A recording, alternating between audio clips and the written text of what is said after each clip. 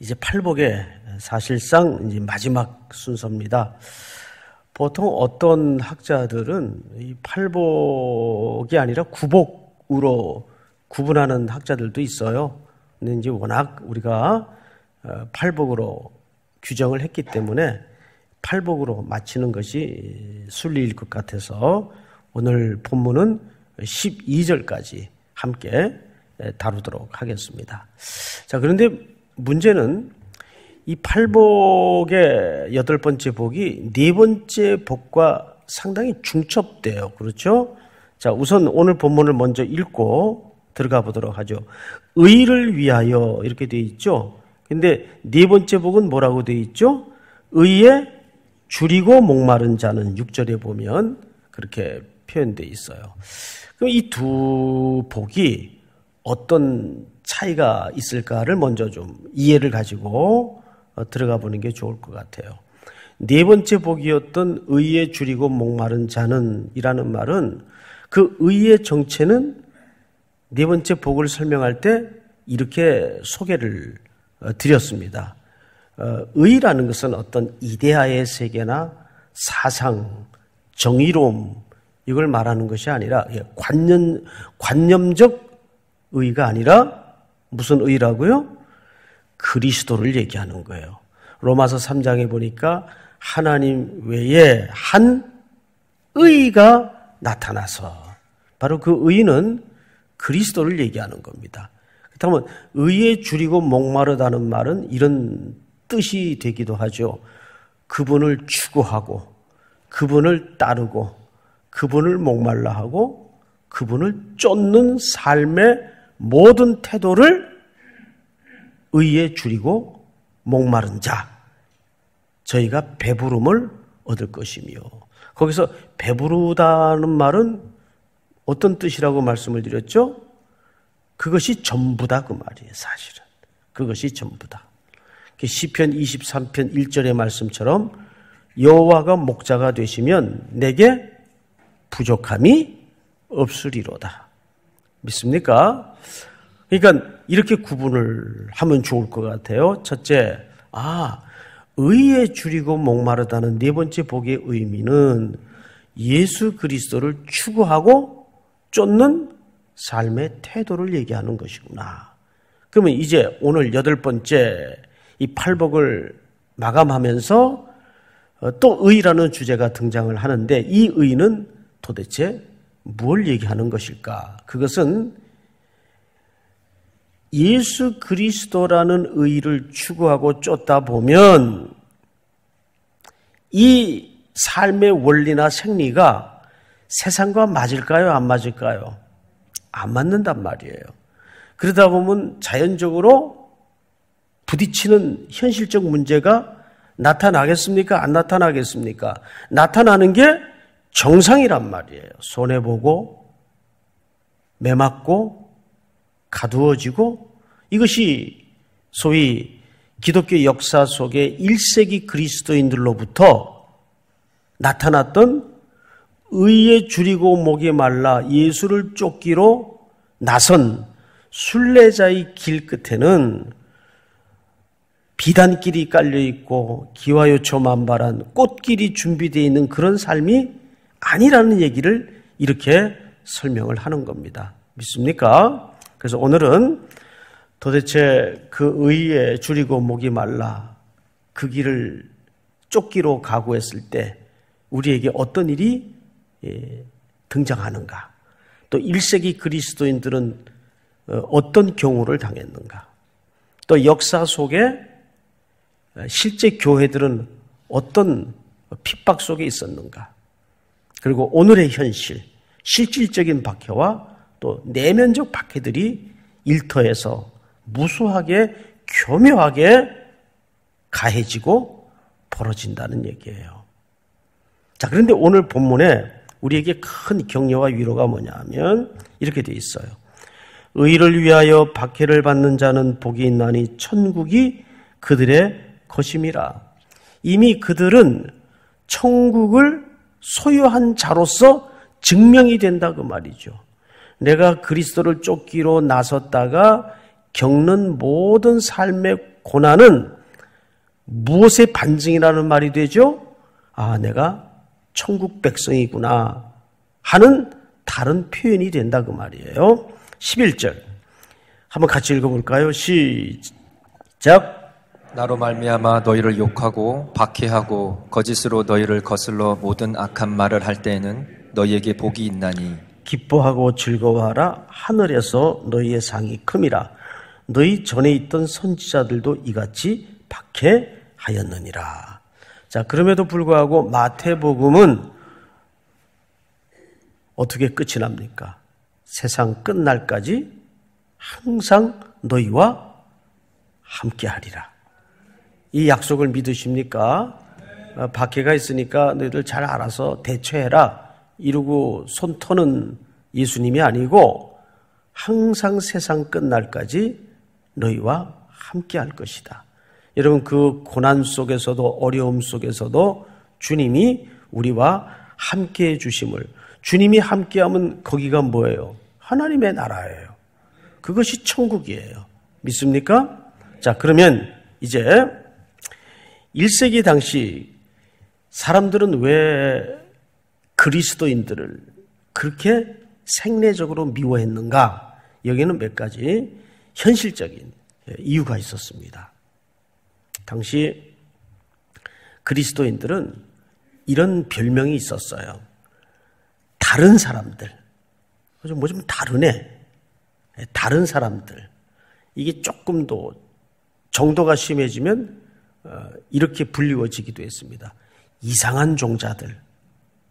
다른 사람들, 이상한 사람들. 왜 저런 원리로 살지? 남들 다 하는 일에 뭐 혼자 중불나다고 저러고 고집을 부리지? 그렇게 세상 사람들 눈에는 어떻게 비춰질까요? 뭐 다르네.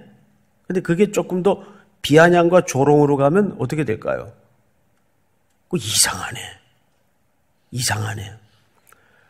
아마도 우리가 이것은 현실적으로도 많이 부딪히는 또 내면의 그 비아냥거림이나 조롱일 거예요.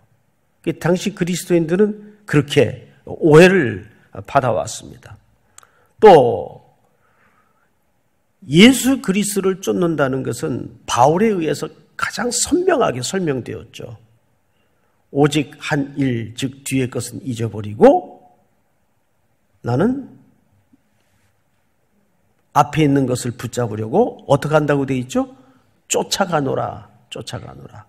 근데 거기서 사용된 그 빌립보서 3장에 쫓아간다는 말은 주님을 따랐고 따른다 그 뜻이거든요. 근데 그 쫓아간다는 말이 사실은 그 1세기 헬라 시대에 경주용, 스포츠용 언어입니다. 개념을 설명하자면 이런 뜻이 돼요. 더 좋은 이익을 위해서 손에 쥐고 있는 것을 놔버린다 그 뜻이에요. 그러려면 더 격렬한 삶의 저항과 외로움이 부딪힐 수밖에 없는 거죠. 이걸 이제 우리는 박해로 표현을 하곤 합니다. 박해가 분명 맞습니다. 그런데 요즘에는 그렇게 제3세계의 일부의 모습처럼 물리적인 박해가 우리에겐 없죠. 그런데 더 심각한 박해들이 많습니다. 뭐가 있을까요? 이 미디어를 통해서 우리를 혼란케 만드는 사단의 전략이 뭐냐면 전선을 없애버려요. 그게 뭐가 적인지 뭐가 선한 것인지 피하 구분이 안 되는 전쟁터에서 우리 청년들이나 성도들이 싸움을 싸우고 있단 말이에요. 이게 굉장히 어려운 싸움이에요. 과거의 박해는 피아가 선명했어요. 근데 지금은 적과 아군이 구분이 되는 세계입니까? 안 되는 세계입니까? 안 돼요. 아주 감동적이고 선한 영화나 또는 드라마를 빙자해서 우리 기독교인의 복음적 가치관을 헷갈리게 만들어요.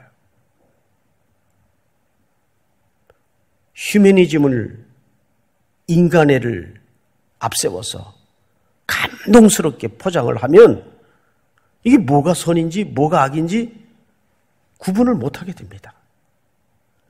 그래서 로마서 12장의 말씀에 무엇이 하나님의 온전하시고 선한 뜻인지를 어떻게 하라 그랬어요? 분별하라. 분별하라.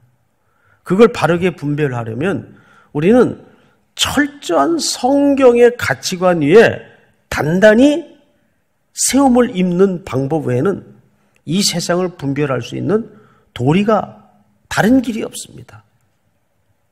성경의 진리 외에는 다른 길이 없어요. 얼마나 지금 혼란한 시대인지 아십니까?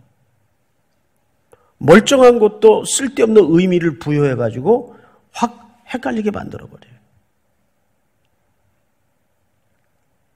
그런 드라마 또는 그런 어떤 상징적인 아이콘들이 얼마나 많습니까? 뭐 그걸 일일이 지금 이 짧은 설교 시간에 다 열거할 수는 없어요. 그런 문화에 우리 아이들이 젖어서 익숙하게 스며들어 와 있단 말이에요. 어릴 때부터 그런 문화에 젖어 있다 보면 이 사고방식이 복음적 기초 위에 세워지는 것보다는 그래도 되고 이래도 되나 보다. 세계관이라는 말이 뭐예요? 눈이란 뜻 아니에요. 크리스찬 월드뷰. 그러니까 기독교인이 세상을 바라보는 어떤 창과 어떤 눈을 가져야 되는가? 이것이 물리적인 박해보다 사실은 그것도 매우 가혹한 박해지만 못지않게 어려운 박해 중에 하나입니다. 특별히 일터에 던져져 있는 분들, 그리스도인들이 세금 정직하게 해야 돼요. 투기 안 해야 돼요. 목사님이 요즘 그렇게 하면 사업도 못하고 앞으로 미래, 아니 지금 금리가 마이너스인데 그럼 뭐 어떻게 살라는 얘기입니까? 그렇다고 제가 무슨 답을 가지고 있는 건 아니에요. 응? 뭐 붕어빵 장사를라도 해라, 뭐 그럴 수는 없는 거 아니에요, 제가. 이게 참 이게 쉽지가 않다고요. 그럼에도 불구하고 우리는 본질적으로 무엇이 그리스도를 쫓는 삶이며 그 그리스도를 쫓기로 했을 때 우리는 어떤 손해를, 어떤 어려움을 각오해야 되는가. 그거 하기로 우린 작정하여 이 길을 떠난 사람이에요. 그러니까 박해라는 것은 어떻게 외부에서 나에게 가해지는 물리적인 아픔이기보다는 내가 이 비틀려지고 기본적으로 악이 득세하는 세상 구조 속에서 어떤 존재로 서 있는가의 싸움이에요, 사실은. 뭘 하는가의 싸움이기도 하지만 내가 어떤 존재로 서 있는가. 그 싸움이 내 삶의 전 영역에 해당하는 싸움이라고요. 우리 말로는 학벌 재산 다 필요 없어. 그래서 신앙 하나 있으면 배우자감으로는 돼. 근데 미팅 나가면 아니거든요. 뭐 누구도 이 문제는 간단한 문제가 아니란 말이죠. 그래서 박해라는 것은 어떤 외부로부터 오는 충격과 고난일 수도 있지만 사실상 더 어려운 싸움은 내가 그리스도인으로서 이 악이 득세하는 구조 속에 어떤 존재로 살아내는가. 이것이 참 어려운 싸움이에요. 제가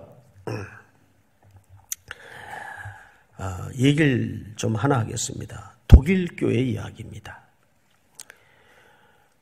독일은 사실 1차 세계대전을 일으켰던 장본인 국가죠. 패했어요. 4년에 걸친 전쟁을 통해서 패배함으로써 독일은 패전 국가가 되고 또 그 전쟁 배상에 대한 엄청난 경제적인 부담을 안게 됐습니다. 이게 1900년대 초입니다. 이때 독일을 통일하면서 등장했던 공화국이 바이마르 공화국이었어요. 그래서 현재 독일의 전신 국가 이름이 바이마르 공화국이에요. 근데 이 바이마르 공화국은 어떤 국가 철학 위에 세워진 나라인가 하면 마틴 루터의 종교 개혁의 정신 위에 세워진 나라예요. 그래서 그 헌법 기초를 보면 굉장히 중요한 헌법 전문을 만들어냅니다. 우리 대한민국 헌법 제정에도 영향을 끼쳤던 바이마르 공화국의 그 헌법 전문입니다. 아주 어쩌면 이 지상에 존재하는 국가 이념의 가장 이상적인 의미를 담아낸 국가를 건설하고자 바이마르 공화국이 1919년에 세워집니다. 그때는 세계가 아주 격동하던 세상이었어요. 그러나 그 전쟁 배상금과 맞물려서 1920년도서부터 불어닥친 경제 대공황. 이 빵의 문제를 이 바이마르 공화국은 이상만 가지고 있다 보니까 해결하지 못했어요. 이때 절망에 빠진 독일 국민들에게 혜성처럼 등장했던 정당이 나치입니다. 히틀러가 등장을 한 거죠. 히틀러는 모든 국민에게 폭스바겐을 제공할 것이고 빵의 문제를 해결할 것이다. 그 당시 히틀러는 기독교의 가치관을 가장 망가뜨린 인물 중에 하나입니다. 그 당시 교회에 예수상은 이런 예수상을 걸어놨었어요. 자, 한번 사진을 좀 볼까요? 좀 이상하죠, 예수님이? 이 그림이 그 당시 교회, 나치 정권 하에 교회에 걸려있던 예수상이에요. 우리가 흔히 볼 수 있는 그런 예수상이 아니에요. 뭘 이 조각상 속에 설명하고 싶은 걸까요? 이것은 교회가 나치 정권과 야합을 해서 다시 말하면 복음의 가치를 회파하고 망가뜨린 겁니다. 기독교는 행복을 추구하는 종교가 되었고 사람들에게 배부름을 주는 종교가 되고 말았어요. 능력 있는 종교, 능력 종교가 되고 마른 거죠. 우리도 그 과정을 지금 걸어오고 있지 않습니까? 잘 살아보자라는 그 시대의 구호와 맞물려서 복음도 그 구호와 야합을 해버리는 한때 교회에 고통의 시간들이 있었어요. 지금도 그 폐해는 끝나지 않았다고 보여져요. 야, 이거 안 되겠다. 그래서 일부 의식 있는 기독교인들이 공개적으로 나치 정권에 반기를 듭니다. 그래서 교회에 이렇게 모여요. 사진을 한번 볼까요? 그림을 한번 좀 보십시다. 이 독일 국민들입니다. 그 표정을 보세요. 나치 깃발을 들고 환호하는 표정. 그리고 일부 여성들은 너무 감격스러워서 어떻게 하고 있어요? 울고 있어요. 너무 감격스러워서. 사실 이 사진이 얼마나 섬찟한 사진입니까? 이 사람들이 다 그리스도를 쫓는 사람들이에요. 다음 사진을 한번 볼까요? 이 사진은 굉장히 중요한 사진입니다. 바로 이 교회는 고백교회라고 불리워지는 교회입니다. 일부 제정신을 가진 목회자들과 그리스도인들이 교회가 이래서는 안 된다. 그리스도인들이 빵을 빌미로 복음을 회파하는 나치 정권과 야합해서 나치의 깃발을 들고 그렇게 열광하는, 이거는 분명히 잘못된 것이다. 해서 고백교회라는 교회에 모여서 선언문을 제정하게 됩니다. 그 선언문을 한번 같이 읽어보도록 하십시다. 고백교회 총회는 우리의 신앙 고백과 독일의 교회를 파괴하는 나치 기독교와 맞서, 그러니까 나치 기독교예요. 기독교와 맞서 믿음으로 일치 단결하여 그들에게 저항하고자 한다. 그들은 거짓된 신조, 폭력, 위선적인 이념을 통해 독일 교회를 하나로 통합하려고 시도하지만, 그래서 많은 대부분의 독일의 성도들과 목회자들이 나치 정권과 실질적으로 야합을 했습니다. 독일 복음주의 교회는 성령을 통한 믿음 안에서 하나님의 말씀인 성경으로만 하나가 될 수 있다. 바르멘 선언이 성경과 교부들의 신앙 고백과 일치하는지 일치하지 않는지 확인해보라. 만일 우리의 선언이 성경에 위배된다면 듣지 않아도 된다. 그러나 만일 우리가 성경에 근거한다면 나치로부터 오는 모든 두려움과 유혹을 극복하고 하나님의 말씀에 순종함으로써 믿음의 길에 함께 참여하라. 그리고 이제 이 고백교회 선언문이 제정이 되고 여기에 몇 가지 교회에 대해서, 성경의 권위에 대해서 바르멘 선언문이 구체적으로 등장을 합니다. 그 교회 앞에 지금 이런 조각상이 세워져 있습니다. 그 조각상을 한번 확인해 보십시다. 그 히틀러식 경례죠? 독일 국민은 두 구분으로 나누어졌어요. 나치 정권에 열광해서 이 나치가 말하는 기독교만이 우리를 배불리할 수 있고, 또 이 나치 정권이 우리 신앙생활에 편안함과 또 안락함을 제공한다. 또 모든 행사에도 우리가 편안하게 진행할 수가 있다 해서 이 고백교회 앞에 세워진 동상입니다. 그런데 그 동상 뒷면에 이런 조각이 함께 새겨져 있습니다. 즉 고난받는 독일 교회 성도들의 모습이에요. 이 조각은 이중적으로 이렇게 양면에 앞뒤로 새겨져 있죠. 여러분, 오늘날 현실은 어떻습니까? 선교학자나 모든 기독교 학자들이 이구동성으로 이 지구촌에서 박해받는 현장이 참 많아요. 근데 그 중에서도 가장 성결한 교회를 꼽으라면 어느 교회를 꼽겠는가?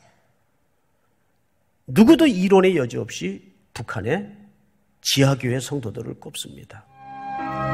우리 다 같이 읽겠습니다. 시작. 나로 말미암아 너희를 욕하고 박해하고 거짓으로 너희를 거슬러 모든 악한 말을 할 때는 너희에게 복이 있나니 기뻐하고 즐거워하라. 하늘에서 너희의 상이 큼이라. 너희 전에 있던 선지자들도 이같이 박해하였느니라.